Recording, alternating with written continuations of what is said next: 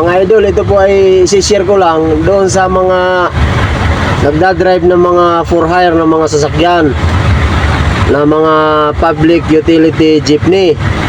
Meron pong nagtatanong, pwede ba daw ba yung uniform na ganito, yung polo siya pero yung batones niya hindi daw nakakabit, pero naka-seatbelt naman. Nakasuot man daw tayo ng polo na uniform. Sandali, abanti ko muna. Nakapila kasi ako mga idol eh.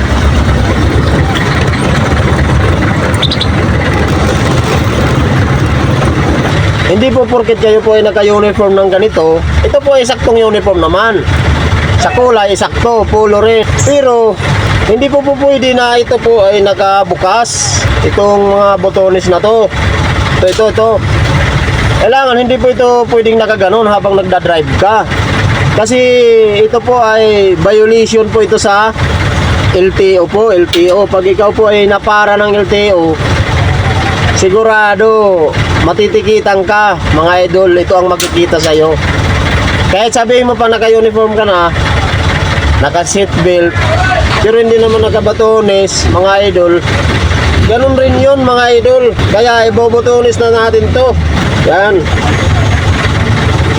Ganyan po ang proper, mga idol, ha. Mga idol, ganito pong proper. Kailangan nakabotones ito, mga idol.